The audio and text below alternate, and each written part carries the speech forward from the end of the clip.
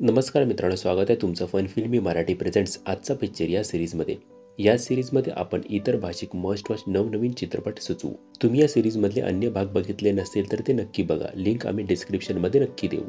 आजच्या पिक्चरच्या या भागात आपण बोलणार आहोत एक कोरियन चित्रपट ओल्ड बॉय याबद्दल. हा चित्रपट 2003 साली प्रदर्शित झाला होता. हा चित्रपट तुम्ही Amazon प्राईमवर पाहू शकता. तर पहिलं बोलूया स्टोरीबद्दल. ही गोष्ट आहे देसू या माणसाची.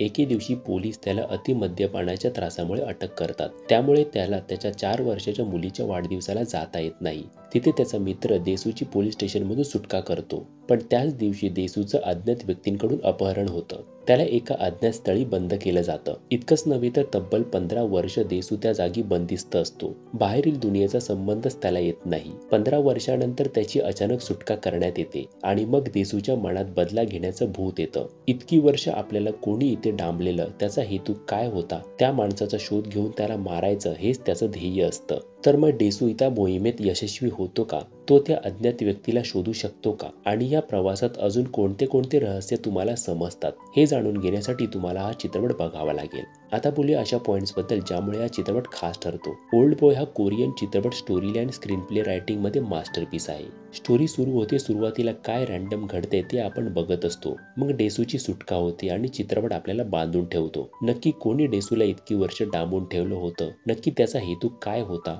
डेसू त्या माणसाचा शोध कसा घेणार? नक्की तो त्या माणसाला मारून बदला पूर्ण करणार का? या प्रश्नांची उत्तरे आपण शोधत असतो.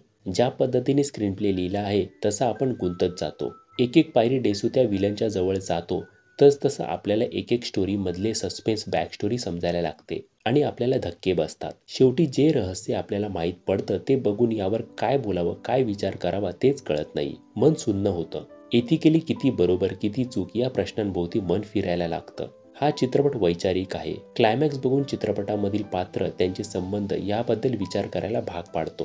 किती टाबू सब्जेक्ट इथे घेतला आहे याची जाणीव आपल्याला होते. आता यासाठी तुम्हाला हा चित्रपट बघावा लागेल. बोलूया थोडं सिनेमॅटिक एक्सपिरियन्स बद्दल. याची कलर स्कीम माफिया चित्रपटासारखी आहे. मध्ये मध्ये काही सीन्स बघताना मॅट्रिक्स या चित्रपटाची आपल्याला आठवण होते. आर्ट डिरेक्शन तर कमाल आहेच. तो पेंट हाऊस तर एकदम फ्युचरिस्टिक लुक देतो. चित्रपटाचा स्क्रीन प्ले आपल्याला बांधून ठेवतो. याचं श्रेय डिरेक्टर यांना जातं.